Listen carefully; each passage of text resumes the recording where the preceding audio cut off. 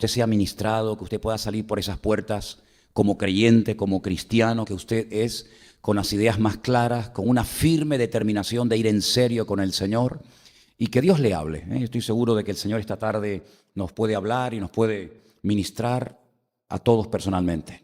Por eso, Señor, te damos gracias por esta oportunidad que nos das ahora de acercarnos a tu palabra con temor y temblor, sabiendo que tú siempre hablas a través de ella. Te pido que bendigas este tiempo en el que vamos a leer tu palabra, estudiarla, escudriñar las Escrituras, y que lo que compartamos en el día de hoy sea de mucha bendición para cada uno de nosotros.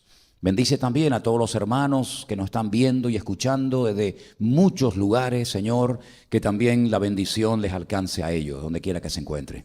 Nos ponemos en tus manos, en el nombre bendito de Jesús. Amén y amén.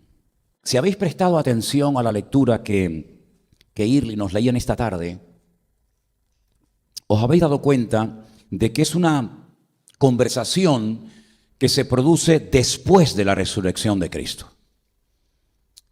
Para los discípulos, la muerte, la crucifixión de Cristo fue una tragedia, porque ellos, como buenos judíos, habían sido criados en que en algún momento de la historia vendría un personaje llamado el Mashiach, el Mesías, y que les libertaría de toda la opresión del imperio que en ese momento estuviera gobernando la tierra, en ese caso era el imperio romano, y ellos volverían otra vez a recuperar la monarquía que se perdió siglos atrás, y volverían otra vez a ser ciudadanos libres y a poder estar tranquilos y en paz, sin ser atacados por enemigos, sin tener miedo de nada ni de nadie, y que iban a poder subir al templo a presentar sus sacrificios, y que entraría la era milenaria en la que todas las naciones de la tierra, todas las naciones del mundo, tendrían que subir a Jerusalén todos los años, en varias ocasiones, para acercarse a Dios, para presentar pleitesía al Dios eterno, etcétera, etcétera.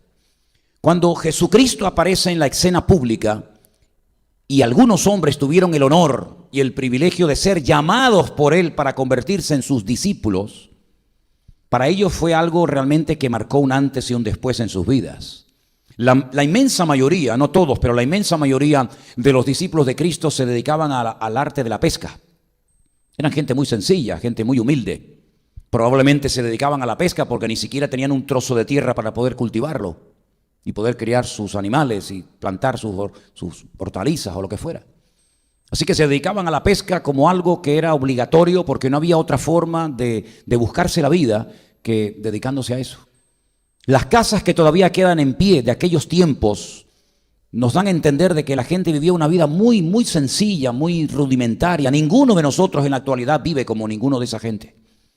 Sin luz eléctrica, sin agua potable al alcance, sin baño dentro de las casas, los suelos de tierra, una pieza, máximo 2 como mucho. Era una vida, ya te digo, muy sacrificada, una vida muy dura. Y no solamente eso, sino que además había un imperio opresor terrible, que eran los romanos, sin escrúpulos, que no respetaban a nadie, que oprimían a la gente hasta el máximo, pidiendo y pidiendo y pidiendo impuestos, y por más que trabajaras, nunca podías tener un sosiego, una calma, una tranquilidad. No sé por qué, pero algunos estarán diciendo, ¿pero estás describiendo la época del Imperio Romano o estás describiendo el tiempo presente? Los tiempos cambian, pero el espíritu y la actitud sigue siendo exactamente la misma.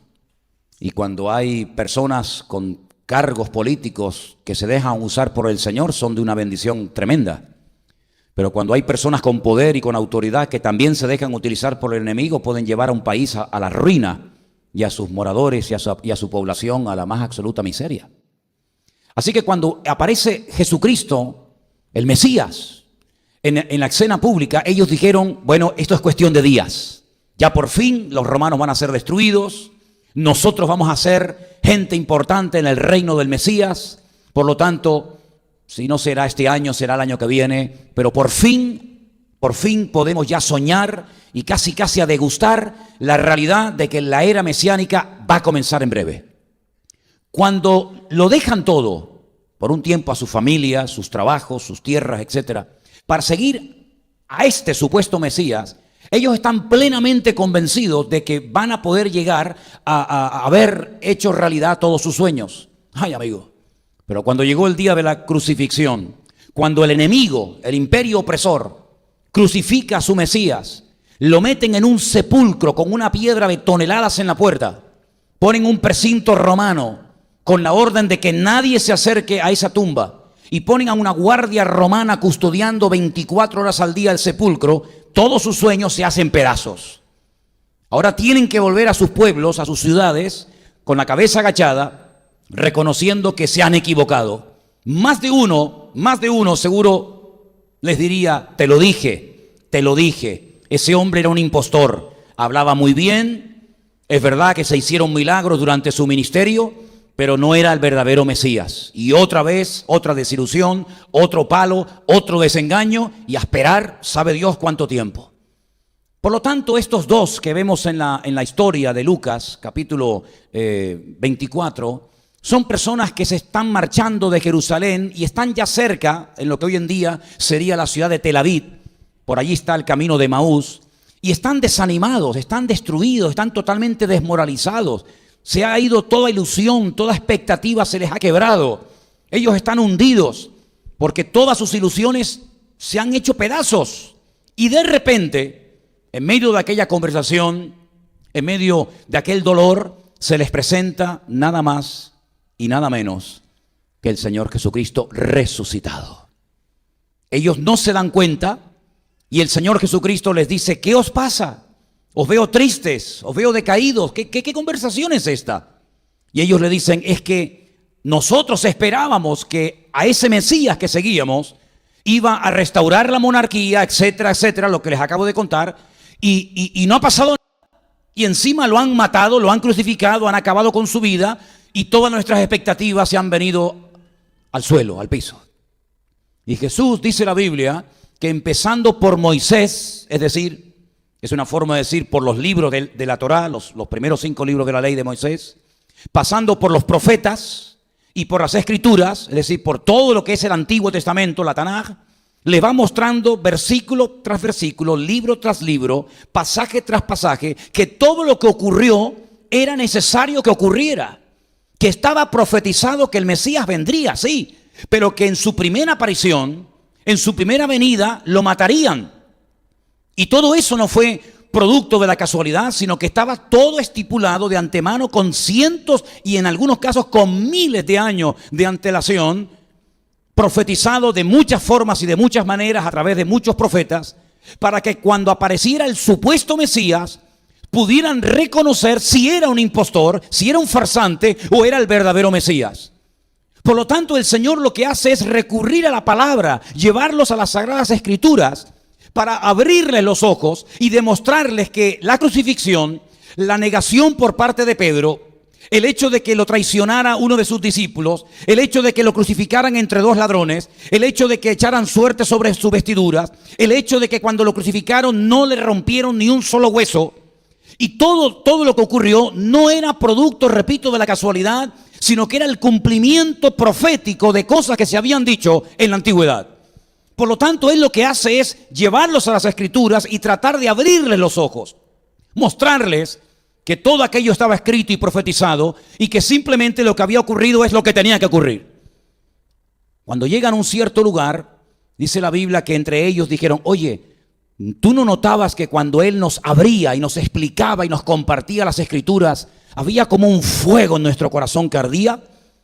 Y de repente dice que el Señor se desaparece de su vista y ellos deciden dar la vuelta y volver a Jerusalén y decir, oye, que no estamos locos, que no nos hemos equivocado, sino que lo hemos visto porque también estaba profetizado que no solamente moriría, sino que resucitaría al tercer día. ¿Cuántos dicen amén? Es decir, si todos los que nos llamamos cristianos, me da igual, evangélico, católico, de la rama que usted sea, porque curiosamente cuando uno va a Israel, se da cuenta que no solamente cristianos son los católicos. Uno se da cuenta que hay más de 27 ramas diferentes del cristianismo. Depende de donde usted haya nacido, depende de la cultura, de la idiosincrasia, de la procedencia de la cual usted venga, se va a dar cuenta que hay muchos tipos de cristianos. Y no todos son precisamente católicos ni evangélicos. Pues ellos vuelven a Jerusalén y le dicen a los discípulos, lo hemos visto, ha resucitado y está vivo. Y ahora cuando vayamos a Jerusalén, uno de los lugares para mí más importantes de todos los que vamos a visitar es lo que se conoce como el nombre del Jardín de la Tumba. Es un lugar muy bonito, pero lo más hermoso no son los jardines que vamos a ver. Lo más bonito y lo más impactante no es la paz que se respira en aquel lugar, lo limpio que está aquel sitio, sino que vamos a entrar a una cueva, a una tumba que está vacía. Y eso es lo grandioso. Es algo realmente sorprendente que uno se pueda gozar viendo una tumba vacía. Porque generalmente cuando la gente va a un cementerio, y hay, en estos días miles de personas han ido a visitar a sus muertos, pues generalmente la gente va a visitar a alguien que supuestamente está enterrado allí. Y lloran ante la tumba. Incluso en algunas culturas le ponen comida y en otras le cantan canciones, etcétera, etcétera.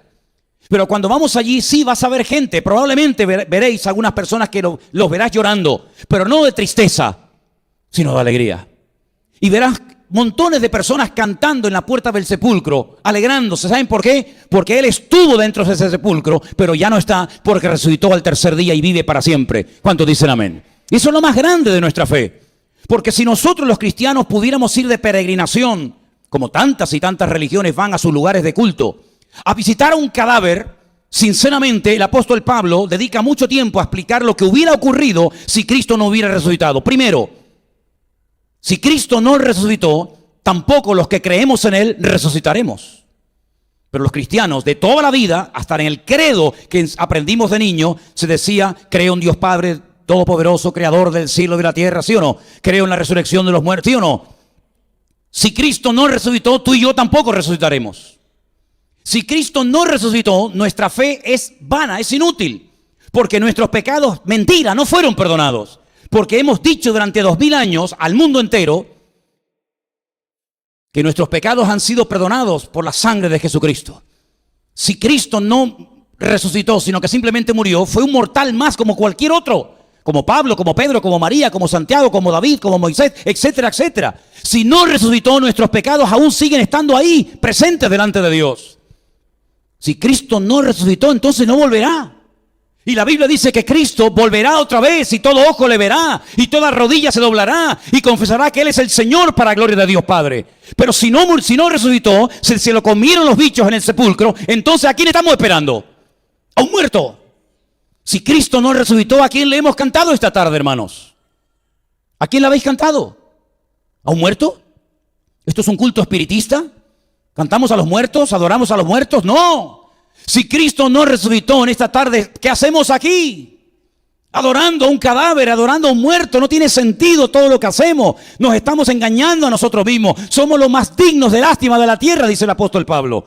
Pero amigo, si Cristo resucitó, entonces todo lo que creemos y oramos y practicamos y vivimos es verdad. ¿Cuántos dicen amén? Y le dan un fuerte aplauso a Él. ¡Aleluya! Porque Él está vivo. ¡Amén! Él está vivo. Y está aquí esta tarde entre nosotros. Dice la que está a tu lado, Cristo está esta tarde aquí entre nosotros porque está vivo. Aleluya. Si Él está vivo y creemos que está vivo, lo que Él prometió se va a cumplir. Mañana, si tú abres el último capítulo del Evangelio que se llama Mateo, y por casualidad, digo entre comillas la casualidad, lees ese versículo donde son palabras textuales de Cristo, donde dice, y he aquí yo estoy con vosotros todos los días hasta el fin del mundo.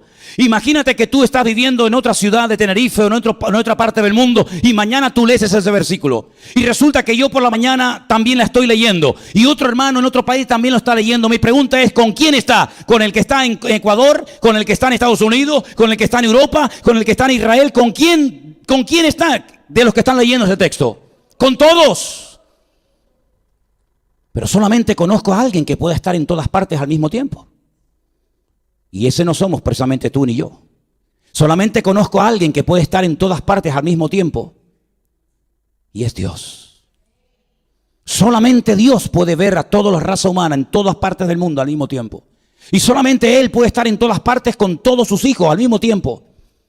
Por eso cuando leemos que el ángel del Señor, el enviado del Señor, Malaj, el ángel es el enviado de Dios, acampa alrededor de los que lo temen y les defiende, quiere decir que ese ángel no es un ángel cualquiera. Es el enviado del Padre, es el enviado de Dios. Porque si te protege a ti, y a ti, y a ti, y a mí, y a todos los 1.000 millones de cristianos que hay en el mundo, eso quiere decir que ese ángel es omnipresente. Y el único omnipresente y omnisciente y omnipotente es Dios el Eterno. Para Él la gloria y la honra. Aleluya. Luego nuestra fe es algo impresionante. Reducir toda esa magnitud que te estoy tratando de compartir. Reducir toda esa potencia espectacular de uno que lo matan, que resucita, que sale de la tumba. Reducir todo eso a algo material es lo más absurdo del mundo. Reducir esa verdad profunda de un Cristo que resucitó, de un Cristo que venció al diablo, de un Mesías que resucitó de la tumba y venció a la muerte, de un Cristo que está sentado a la diestra del Padre y que volverá en una nube y pondrá sus pies, según Zacarías 14, en el monte de los olivos. Reducir todo eso a algo tangible, a algo material como plata, oro, plástico, madera o lo que sea, es una locura. Porque cuando el rey David quiso construir un templo a Dios, cosa que Dios nunca le había dicho, una de las cosas que Dios le dijo es: ¿qué casa tú me vas a hacer a mí, muchacho? Si el cielo es mi trono y la tierra es el estrado de mis pies. ¿Qué dimensión le vas a dar al edificio para meter al Dios del universo? Cuando el universo es infinito, el universo es descomunalmente grande, pues Dios es más grande todavía que el universo. ¿Dónde lo vas a meter? ¿Qué tamaño tendrá la habitación? ¿Qué altura tendrá que tener ese edificio? Yo no te he dicho que me construyas una casa, porque es imposible que podamos meter a Dios en una caja. Es imposible que podamos representar a Dios en una fotografía. Es imposible que podamos hacer una imagen de Dios, porque Él es mucho más grande que todo eso. No se puede medir, no se puede pesar, no se puede, digamos, oler, pero su presencia recorre todos los cielos y la tierra. Y escucha a los hermanos en un continente y escucha a la iglesia en otra parte y sabe todo porque es Dios eterno y Dios todopoderoso. Y entonces todo eso que está en las Escrituras es lo que el Señor intenta mostrarles, porque las Escrituras son las que te van a abrir los ojos y a sacar de la ignorancia. ¿Cuántos dicen amén? Te voy a contar algo tremendo. Para nosotros fue un regalo de Dios. No lo esperábamos. Nuestra hermana Rosy, que vive en Icod de los Vinos, tiene detrás del coche ese pescadito, ¿sabéis? Que es un símbolo de los cristianos de los primeros siglos, cuyas iniciales significan Jesús Nazaret, Hijo de Dios, ¿verdad? Todo eso. Y ella tiene ese pescadito en la parte de atrás del coche. Y un día paró el coche en una calle de Icod de los Vinos. Y un señor habló con ella. Y bueno, no voy a dar todos los detalles, pero contacta con este señor que vive allí en Icod de los Vinos, que tiene un negocio allí. Y este hombre dice que está leyendo la Biblia, que ha visto los cultos que hacemos aquí en Garcilaso de la Vega y que realmente es un hombre que tiene muy claras las cosas. Y ahí quedó. Cuando ayer decidimos ir a pasar la mañana con Rosy y pasear por las calles de Icod de los Vinos, que les recomiendo que vayan a ver ese pueblo, Es un pueblo que siempre pasamos de largo, pero hay que meterse por sus calles. Es un pueblo muy bonito, Tiene muchas cosas lindas que ver. Rosy me dijo: ¿te gustaría conocer a este señor? Y le dije: sí, sería muy bueno. Cuando llegamos a su negocio, había clientes, entonces no quisimos entrar, pero nos quedamos a la puerta. Cuando el hombre me ve, yo no sabía quién era, pero lógicamente él jugaba con ventaja. Él sabía quién era yo. Cuando el hombre me ve, mira, fue algo tan hermoso. Nos dimos un abrazo y me dice: yo soy tu hermano en Cristo. Mira, estas personas que estaban allí salieron. Nos hubiéramos quedado todo el día hablando con él. Es impresionante cómo este hombre hace 3 años, leyendo solito la Biblia, dejó cosas que ni te puedes imaginar. Y tiene las ideas más claras, fíjate lo que te voy a decir, que muchos que a lo mejor se congregan en muchas iglesias, solamente leyendo la palabra de Dios, solamente leyendo las Escrituras. Está sufriendo persecución, ha sido incomprendido, ha sido rechazado, pero tiene una solidez en la fe a prueba de bombas. ¿Y sabe de dónde le viene todo eso? De la fuente, de la base, que es la palabra de Dios. ¿Sabes que eso siempre pasa cuando te atreves a abrir la Biblia con temor y temblor y con respeto y reverencia? Y le dices al Señor que te hable. Claro, lo que Él nos decía, y es verdad, como es un libro, que puedes tenerlo en una estantería junto con 1000 libros más, como que no hay una diferencia, ¿no?, entre este libro y este libro. Pero sin embargo, lo que tenemos que tener bien claro, que este libro es la Biblia, es la palabra de Dios. Y está en este formato de libro cómodo, en diferentes tamaños y versiones, para poder llevarlo en el bolsillo, en la cartera, en el móvil, en la guantera del coche, en la mesa de noche de la habitación. Pero aunque sea un libro grande, pequeño, más bonito, más feo, no deja de ser la palabra de Dios, que tiene la inspiración divina. Y cuando te expones y te abres a lo que Dios tenga que decirte, las escamas caerán de tus ojos, sí o sí, tarde o temprano. Porque si algo hace la Biblia es que te confronta. Si algo hace la Biblia es que te abre los ojos y te muestra el camino y te fortalece en la fe y te ayuda a ser valiente. Y a veces enfrentarte contra una esposa, contra un hijo, contra un amigo, contra lo que sea. Pero cuando uno sabe en quién ha creído, cuando alguien comprueba y conoce la verdad te hará libre. Y ayer tuvimos la oportunidad de conocer a una persona que no se congrega, y quiero dejar esto bien claro, no se congrega en ninguna parte. Simplemente él y Dios, a través de la palabra, ha llegado a un nivel de comunión con el Señor que realmente es para dejarte con la boca abierta. Toda una bendición fue para nosotros conocer a este hermano nuestro en Cristo Jesús. Tal vez algún día, y probablemente pronto, vendrá por aquí para que ustedes lo conozcan. Pero lo que intento decir en esta tarde es que cuando la palabra de Dios llega a tu vida, primero valórala y aprovecha la oportunidad de conocer la verdad. Porque no en muchas partes, yo creo que en ninguna parte vas a encontrar la verdad, sino que la verdad hay que buscarla, y cuando la encuentres, no la sueltes, porque la verdad puede transformar tu vida, pero para bien. ¿Cuántos dicen amén? Hay un versículo que quiero leerles, 2 de Timoteo 3:16, por favor. Vamos a ponerlo ahí en la pantalla para que podáis verlo y leerlo. 2 de Timoteo, capítulo 3, versículo 16. Segunda de Timoteo, hija. Estás poniendo Primera de Timoteo. Segunda de Timoteo, capítulo 3, verso 16, dice: toda la escritura es inspirada por Dios. Toda. Desde el primer versículo hasta el último. Toda la escritura es inspirada por Dios y útil. No hay nada vano, no hay nada que sobre, nada inútil, no. Es inspirada, número 1, es útil, número 2, ¿para qué? Para enseñar, para redarguir, para corregir, para instruir en justicia. Fíjate los beneficios positivos que te aporta la lectura de la Escritura. Te enseña, te redarguye o te mejora, si lo entiendes mejor así, te mejora, te perfecciona, te corrige, te instruye, a fin de que el hombre de Dios sea perfecto o completo, enteramente preparado para toda obra de Dios. Si el hombre leyera más la Biblia y interiorizara sus verdades, probablemente muchos psicólogos y psiquiatras se quedarían sin trabajo.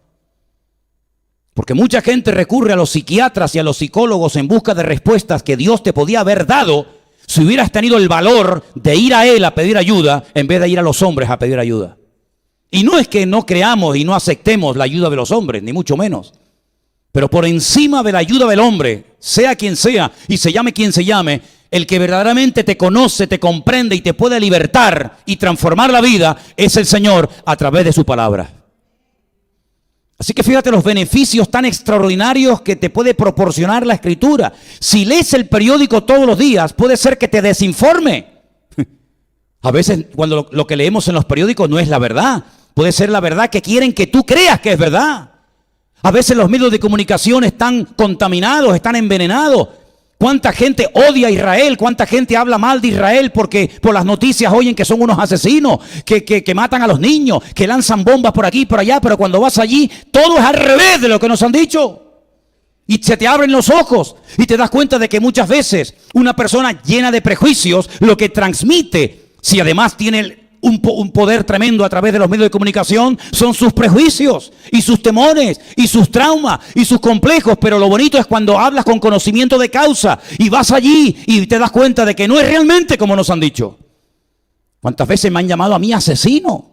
Últimamente en Añaza, tomando una mañana un café, le pedí a un señor que me prestara su periódico, si lo había terminado, y me dijo que sí, pero añadió a continuación, pero hoy no dice nada interesante el periódico. Digo, bueno, más que nada es por entretenerme un poco. Dice, con todos los pobres palestinos que están sufriendo y que no haya ni una sola palabra a favor de esta gente, de esta pobre gente. Yo le dije, ¿pobres palestinos, dice usted? ¿Usted ha estado alguna vez en Palestina? ¿Conoce usted la vida de los palestinos y de los judíos en Israel? Y se me queda mirando y me señala con el dedo y me dice, ¡otro asesino más! Y me lo repitió 3 veces. Y me tiró el café con leche y se fue. Y seguramente ese señor no había salido del barrio en toda su vida. Pero él tenía un concepto de alguien que no conoce, porque a través de los medios de comunicación van manipulando día tras día, semana tras semana. Y digo lo de los palestinos como podría decir cualquier otra cosa. Y te pueden presentar lo blanco como negro y creer que al final es negro. Y te pueden presentar lo malo como si fuera lo mejor, porque ellos quieren que creas que es lo mejor. Pero hay una fuente que no ha sido contaminada, que no ha sido manipulada. Cuando la gente dice, es que la Biblia está mal traducida. ¿Pero qué hablas, ignorante? Cuando dice, no, es que la Biblia hay muchas contradicciones, muéstreme una. Muéstreme una. Sentémonos una mañana a hablar usted y yo tranquilamente. Y muéstreme todas las contradicciones que usted dice que están en la Biblia. Le digo de antemano que va a perder el tiempo. Porque llevo más de 40 años leyendo todos los días la Biblia y no he encontrado todavía ninguna, Y mira que he buscado y por aquí y por allá. Y como me decía este señor ayer, yo desmonto toda la Biblia y no la vuelvo a montar hasta que me convence lo que he leído. Me gustó mucho ese símil que me puso, ¿verdad? Así que, queridos hermanos y amigos, es la palabra de Dios, el don perfecto, lo más maravilloso que Dios nos ha dado después de la salvación, para que puedas tener en todo momento, en tiempo real, la voluntad de Dios en tu matrimonio, la voluntad de Dios para con tus hijos, la voluntad de Dios para con el tema de papeles que estás atravesando, o laboral, o económica, o espiritual, o de cualquier otra índole. Porque la palabra de Dios tiene un poder que transforma a la gente de una forma que ni ellos mismos son conscientes de lo que han cambiado simplemente por leer la Biblia. Mira la revolución que se armó en Europa. Continente oscuro, negro, un continente hace siglos de ignorancia total y absoluta, de enfermedades, de plagas, de miseria, de pobreza, hasta que la Biblia salió, ¿verdad?, de la cueva y la gente comenzó a leer la Escritura y cómo cambiaron pueblos y cómo cambiaron ciudades y cómo millones de personas cambiaron de la noche a la mañana, porque la palabra de Dios te hace libre en todas las áreas de tu vida. Por eso predicamos en esta iglesia la Biblia y no predicamos del periódico, ni del Quijote, ni de cualquier otro libro, porque la palabra de Dios es viva y es eficaz y vale para enseñarte, para animarte, para corregirte, para guiarte, para instruirte, para todo en la vida, hermano. Absolutamente para todo. Hay un grupo de creyentes que recibieron durante un tiempo la visita de un buen predicador, pero ellos decían, bueno, ¿ya has terminado? Ahora que has terminado la exposición de tu tema, vamos a hacer algo. Déjenme que les ponga el ejemplo leyendo en Hechos capítulo 17, Hechos capítulo 17, del versículo 10 al versículo 11.